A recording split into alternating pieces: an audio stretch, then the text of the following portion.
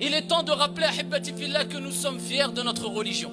Et nous sommes fiers de nos convictions religieuses. Et nous sommes fiers d'avoir comme messager Jésus, Isa, Moïse, Moussa, Nuh, Noé, Adam alayhi salam, ainsi que le dernier des prophètes, Muhammad alayhi salatu wassalam. Et ce qui est triste aujourd'hui, c'est que quand nous voyons certains ignorants, parce que c'est des gens qui sont complètement ignorants de la religion musulmane, et qui viennent, et qui, sous prétexte que certaines personnes, certains imams, certains prédicateurs ont dit des paroles qui peuvent heurter leur sensibilité, remettent en cause toute la religion qui est l'islam. À titre d'exemple, des paroles qui sont reprises sur la femme, mais par contre ils laissent des centaines d'heures et des milliers d'heures qui sont prononcées, dites, dictées, récitées, lues par les imams, par les prédicateurs dans le monde entier sur la femme, qui valorisent la femme et qui honorent la femme, et ils prennent 4-5 paroles sur ces milliers de paroles, sur ces millions de paroles, pour prétexter que l'islam opprime la femme, que l'islam est contre la femme. Nous tenons à rappeler aux non-musulmans ignorants que quand on parle de l'islam, on s'adresse à des musulmans qui ont les tenants et les aboutissants en général de beaucoup de textes religieux. Nous sommes dans un contexte religieux, à chacun sa croyance, et les définitions qui sont apportées, eh bien, ne sont pas les mêmes définitions hors religieux. Quand on parle de pudeur en islam, est-ce que c'est la même définition que la pudeur dans le christianisme? Est-ce que c'est la même définition que la pudeur dans le judaïsme? Non, c'est une autre définition. Donc quand nous disons, eh bien la femme qui n'a pas de hijab, eh bien c'est une femme qui n'a pas de pudeur, nous voulons dire quoi? Tout le monde le sait, les musulmans le savent. C'est une femme qui n'a pas une pudeur complète, parfaite.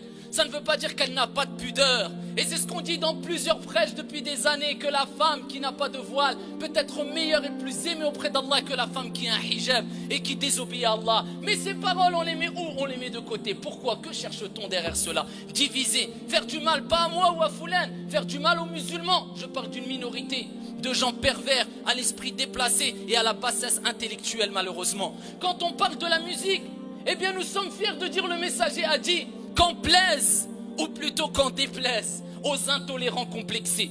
Eh bien quand on dit que le messager d'Allah a cité un récit prophétique, où il rappelle qu'il y aura, ici avant la venue de la fin des temps, eh bien des transformations. Et parmi ces transformations, des gens qui seront transformés en porcs et en singes. Parmi ces personnes-là, certaines personnes qui écoutent certains types de musique. Eh bien nous y croyons, il le dit, c'est le prophète qui l'a dit, ce n'est pas moi. Et tous les musulmans du monde entier reconnaissent cela et citent ces récits. Eh bien si les gens attaquent ces récits prophétiques, ils attaquent l'islam.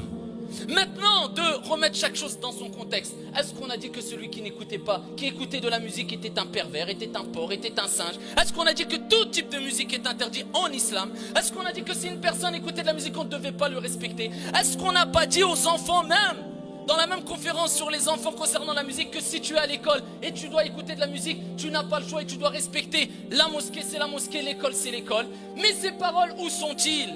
Est-ce que nous citons les paroles de la Bible?